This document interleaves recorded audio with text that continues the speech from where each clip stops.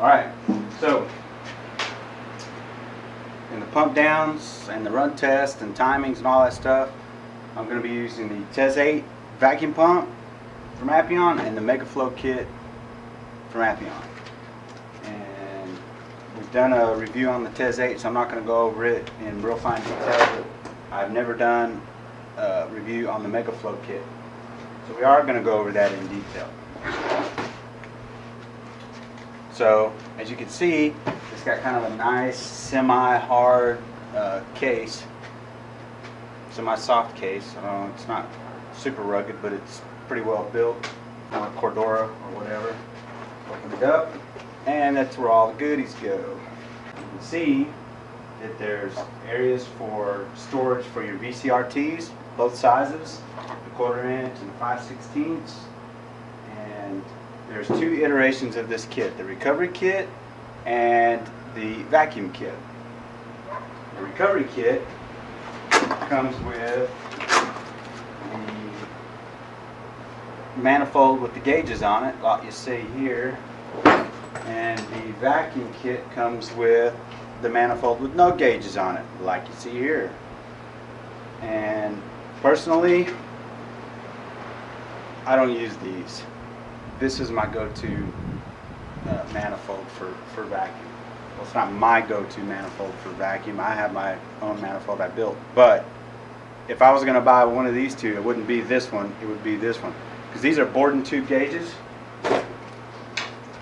Like you see here. See those? You see those? Borden tubes. It's regular old Borden tubes. Useless for vacuum.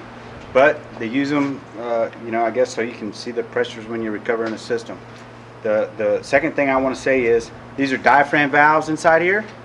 So when you tighten these down, it just has to be finger tight. If you crank it, it'll lock up, and then you have to take it apart, put it in a vise, and break it, and put it all back together because it'll lock up. So all the way open, finger tight. All the way closed, finger tight. Any more than that, and you're gonna have to take them apart and fix them. They're easy to take apart and fix, but you don't want to do it. What's cool about them is they have a 1/2 inch port, a 3/8 port, 2 1/4 inch ports here. This is a 1/4 inch port, and these are 3/8 ports. So you know, all of these ports are usable for pulling a vacuum. And then of course on this one you have 2 additional 1/4 inch ports here for, I don't know, if you want to just, if you had to mount a, you know, vacuum gauge to a manifold, you could do it here, I guess. But these are awesome manifolds. They do a very good job. Aircraft grade aluminum, diaphragm valves. They're just, see, that one's a little too tight right there. They're just good. They're good manifolds. If you don't want to build your own, this is a good manifold to get. Nice big old thick hook on it. So the Borden tube gauges are, you know, as far as gauges go, they're pretty good gauges. They're 1% and anti-flutter, you know, all that stuff. But I don't use them. I'm not going to use them, and I'm not going to use them. So like I said, the kit comes in 2 iterations. The kit for recovery has this, and you haven't lived until you've hooked your G5 twin with 1/2 inch hoses doing a push-pull recovery, because that thing rocks when you do that. Try it. I promise you, you're going to like it. So, back to the case. So, onboard storage for all that. Here you see I got a little oil thing stored here. You can put like 6 or 8 of them in there. There's a couple of extra pouches over here for storing stuff. Micron gauge, whatever. Hoses, fittings. And so we have 2 hoses with this kit. One hose, the 1/2 by 1/2, is comes with the vacuum kit, and this one is 1/2 by 3/8. And believe it or not, I think this one is made for the recovery kit, and this one is made for the vacuum kit.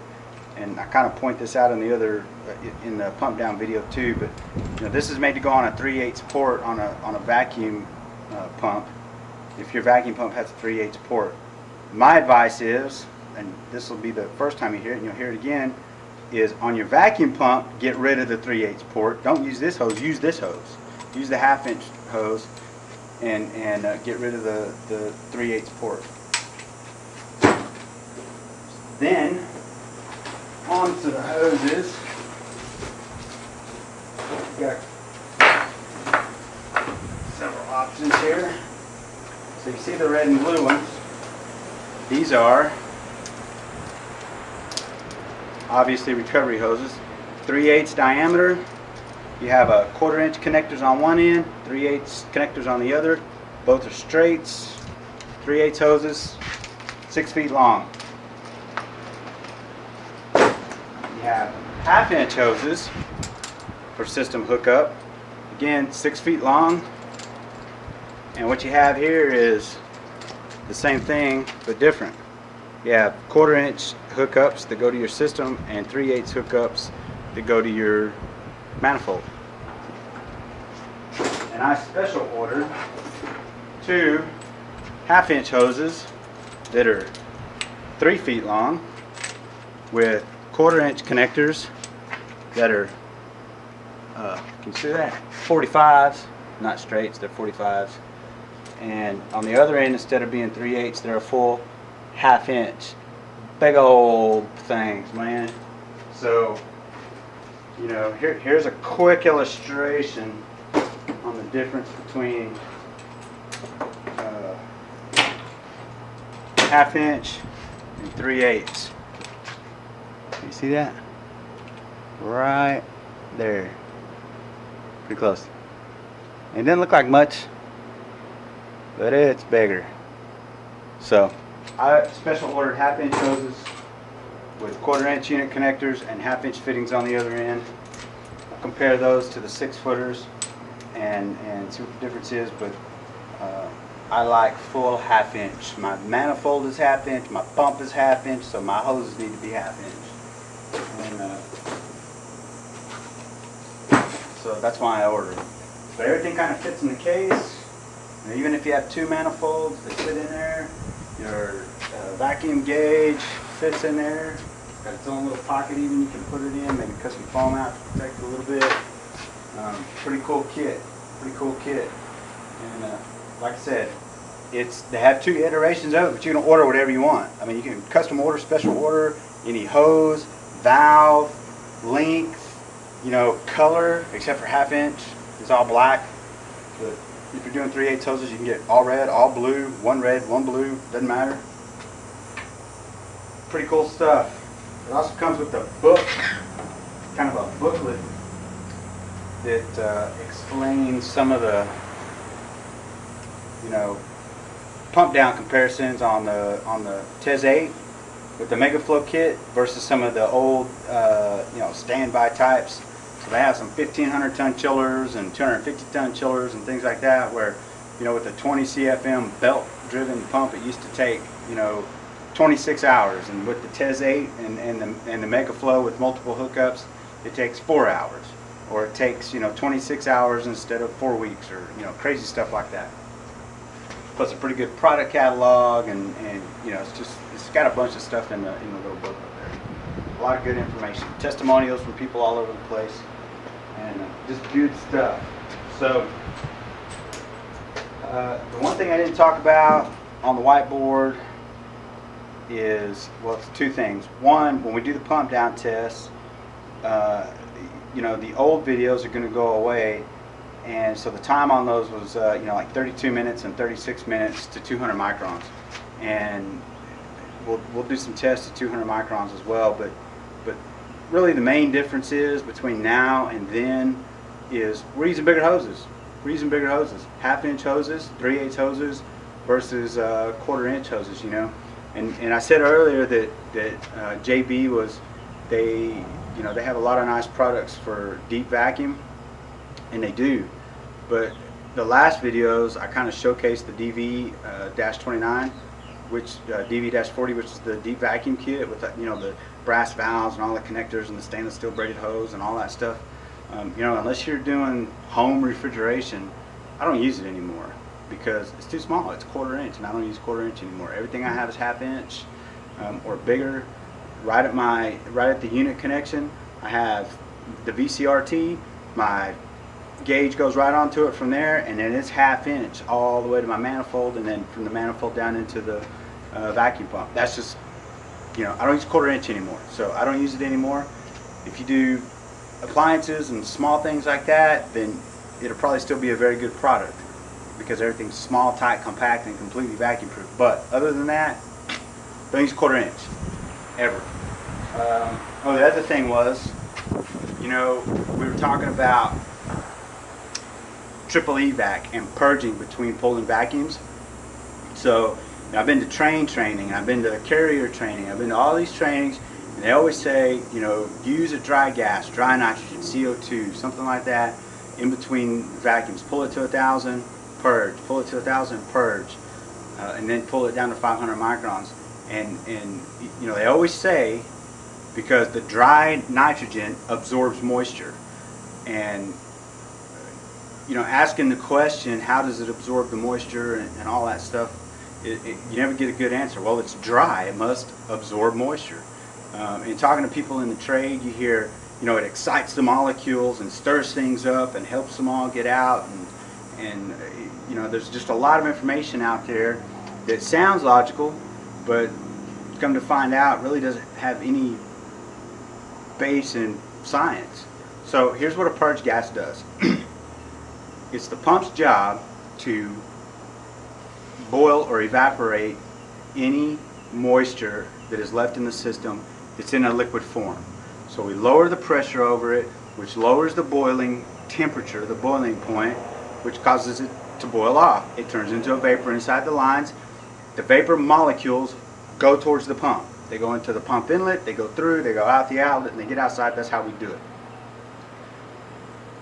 The purge gas, the main thing that I've been able to discover, and this is thanks to Joey D on the website, on the HVAC Protect forums, is it doesn't matter what gas you use, it doesn't absorb, it doesn't desorb, it doesn't adsorb, it doesn't add energy, it doesn't cause it to evaporate faster. In fact, if you put 150 psi nitrogen on it, then the boiling point of water goes up, not down. So it inhibits evaporation instead of helping evaporation.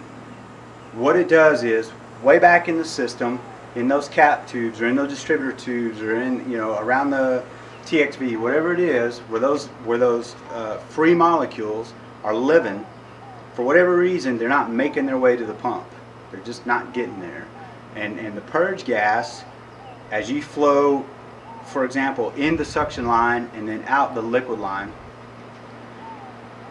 captures those molecules that are in there. It entrains them. They become entrained in the flow of the purge gas, and that flow obviously takes them out of the system, or at least gets them closer to the pump, so that the next time we pull a vacuum, they're closer already to the pump, and we get a lower vacuum as a result.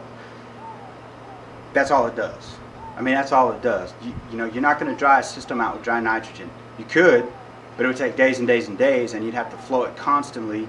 And the best way to do it is to heat it. And there's a reason that we use vacuum to dry a system out, because a purge gas like that just takes too long. So what we found is, what Joey kind of made clear to all of us, is a gas is gas is gas. Doesn't matter if it's dry nitrogen or CO2 or helium or refrigerant, as long as it's dry. It can even be air as long as it's dry. That's all. Really, that's the only limiting factor. So it has nothing to do with the properties of the gas. It's the purge. It's that flow in the suction line and out the liquid line, or in the liquid line and out the suction line, however you do it, that captures those molecules that are already freed and gets them out of the system, or gets them closer to the inlet of the pump. That's all it does. That's all it is. There's no magic behind it. And the fact is, the number one thing to do is not let water and moisture get in there in the first place. Flow nitrogen while you're brazing. Braze up the lines if you have to leave them overnight. Don't torch out liquid line dryers. Cut them out. Things like that will ensure that we don't introduce moisture into the system anyway, which will help us, one, with welds and carbonization and all that, but tube, when we start to pull the vacuum, we don't have all that stuff in there. We don't have the moisture in there, and our evacuation times are going to be shorter as a result. So that's the truth on purge gas. Why it works, how it works, and you know, why to do it. It is good to do it. It's good that those trainers have told us all these years to use dry gas to purge, but the reasons why were crap. And I'm kind of a guy that until I get a good reason why, it's, you know, I may do it and it works, but I want to understand it. Now I understand it, and I have a good understanding. Okay, for those of you who have never seen a TES 8, this is Appion's TES 8, and it's a vacuum pump. It removes molecules from a vessel. What I like about the TES 8 is this. It has a lot of places to hook hoses up to. 2 3/8, a half inch, and a quarter. Now, I never use the quarter, but I guess I could if I really wanted to. But the 2 3/8 and a quarter, full half-inch bore all the way through. You know, you have a little collar here, loosen it and it spins. You take it all the way off and pull it out. Double O-ring seal in there. Make sure it's good and lubed up. Just use vacuum pump oil or Nylog or something. Stick it on. It only has to be hand tight when you put this thing on. Make sure you push it down in there and you don't screw up the O-rings. But once you get it turned to where you want it, then hand tight is it. This little thing is an overpressure chamber, and if there's pressure left in your system when you turn the vacuum pump on, this thing blows down like that to relieve the pressure, and it also is a debris trap and a contaminants trap. In that, have you ever been pulling a vacuum and the oil level was fine when you started, but now it's way above, it's filled up the whole glass? Well, that's because refrigerant oil is being drawn out of the system, and in the TES 8, instead of going into your oil reservoir, it goes into here. So you can see how much is being pulled out and kind of what state it is. Yeah. Okay, so here's the oil reservoir. Bam. Cartridge type. Here's what they look like. And it's like some kind of polycarbonate or something, kind of a weird shape, kind of a kidney bean shape from the side, and they're shaped like that for a reason, so that they don't crush. This is under a vacuum, and don't hook a Gatorade bottle up to this thing to try to get more oil capacity, because it'll crush the Gatorade bottle. I don't have video of that, but it'll crush it. So very simple. The flat surface goes in. Take the oven out. It goes in at an angle, pops in. There's a little friction thing down there. You can change it on the fly. While the pump's running, when you change the oil, you're going to get a little oil in here because it's spitting oil out. And it's not a big deal. It's not going to hurt anything.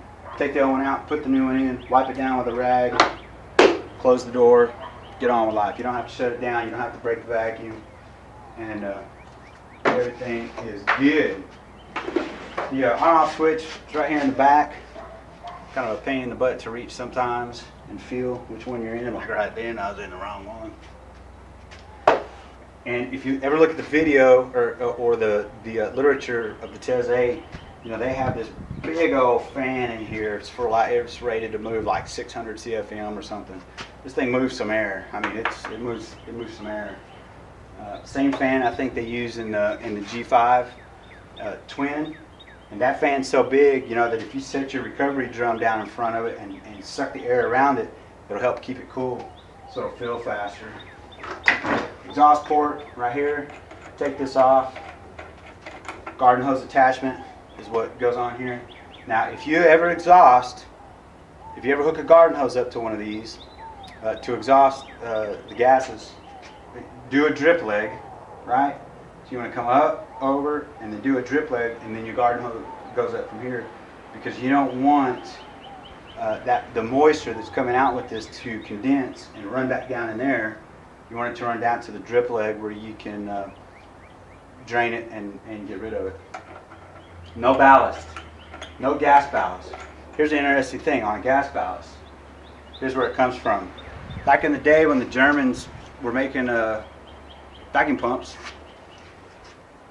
they kind of coined the term ballast, a gas like a water vapor that is mixed in with gas, air, atmosphere, whatever, is considered to be in an equalized state if it's not condensing out.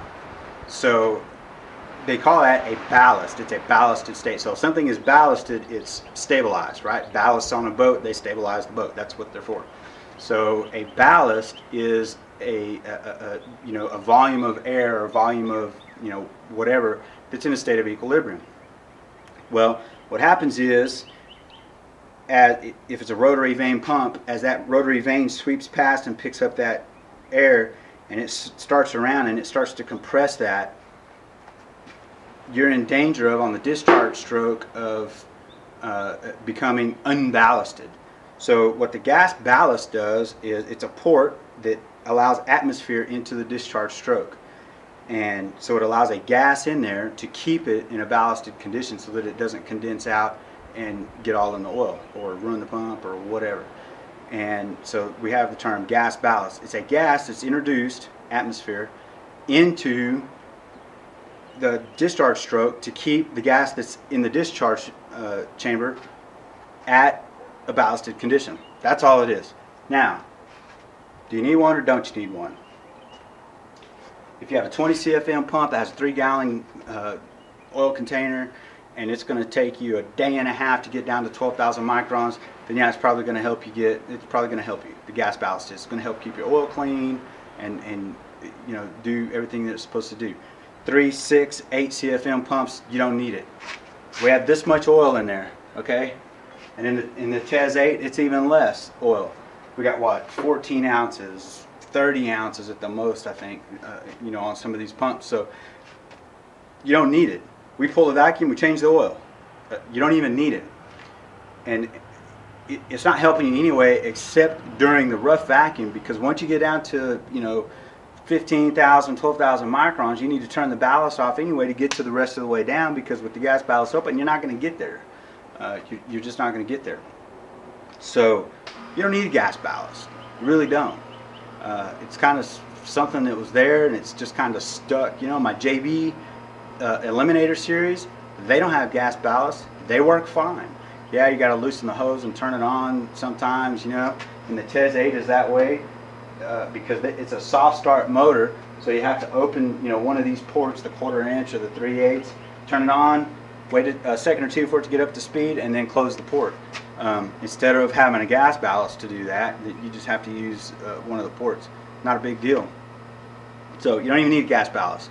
So if you're freaking out because there's no gas ballast on here, don't worry about it. You don't need it. Change the oil, keep on going, and just be happy with life.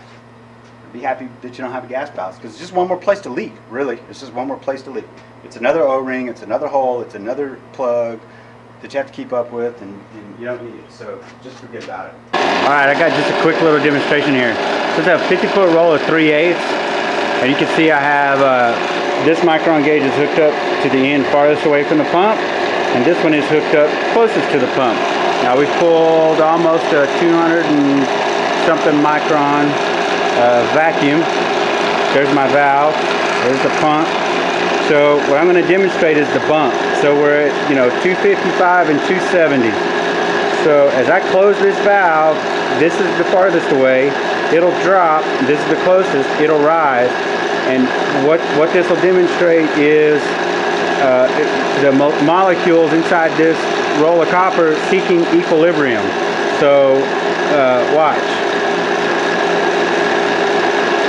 See, the one on the right is still falling. And now we're starting to come back up.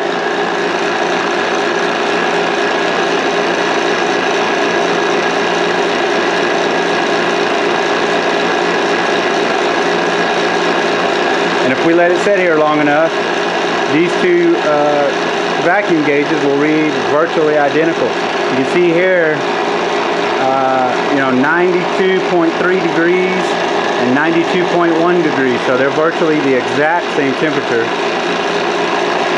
Each one, they're both almost the same temperature.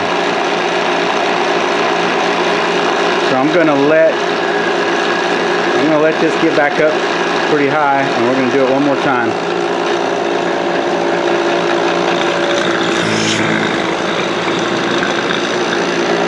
we went all the way to just about atmosphere. And so here we go. Farthest, closest. Valve, semi-open. So here we are. A big difference now, 1200 and 400. I'm going to close it. Watch the one on the right. Still falling, still falling, still falling, still falling. Still falling. Now it's starting to climb. So you can see that this one started to climb immediately, and this one kept falling in microns, and now they're pretty close, and they're both starting to rise together. So again, homogeneous dispersal. You know, those molecules in there, the gas and vapor molecules in there. Once we turn close the vacuum pump valve off, then all these molecules that are up in here that haven't been evacuated yet because they're not close enough to the pump start making their way through and trying to reach equilibrium. And that is a demonstration of the bump. That's why you see the bump on this gauge, which is the one closest to your vacuum pump.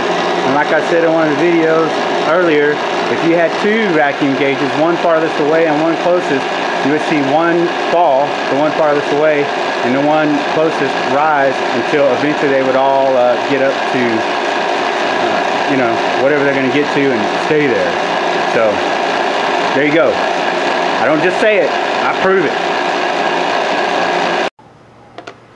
3, 2, 1. All right, before we get hooked up and start vacuuming down and showing you how to hook everything up, I want to go over a few details first.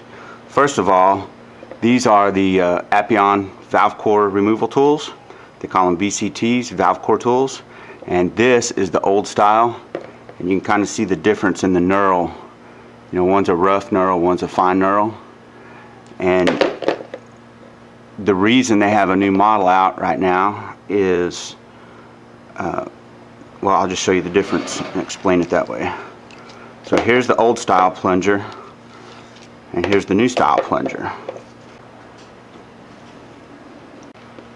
Okay, the first difference that's pretty obvious is this plunger stem is stainless where the old style is brass. And the reason they redid these is you can see the shoulder here on this one. It's actually machined into the stem. And then you have the capture device for the valve core, for the Schrader core. It's the same one on both of them, but the difference is when this is out at its maximum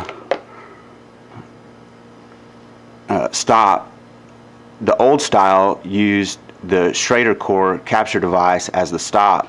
And what was happening is under R410A pressure sometimes, and especially during testing, this thing would blast open, and it was hitting so hard that it was shearing the pin. So you can see the pin right there. It was actually shearing the pin off, and the plunger was taken off like a bullet.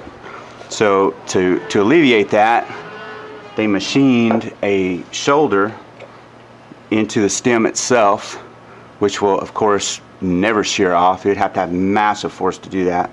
And then they made it stainless steel. And so really that's the only difference between, you know, the old style and the new style.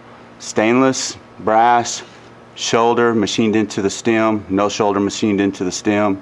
Same exact valve core, Schrader core capture device. And I don't know if it's as a result of the stainless steel or maybe they did something a little different, made it just a little bit different size or whatever, but it's much smoother going in and out of the ball valve body, and it's much smoother here as well. You know, still put some lube on there, some Nylog or oil. I use Nylog, but it's much smoother. Doesn't, you know, the old style seems like there is a catch in there. This one isn't so bad, but some of the other ones were. And of course, you know, it was much stiffer to move this up and down the shaft. So that's the difference in the old style and the new style.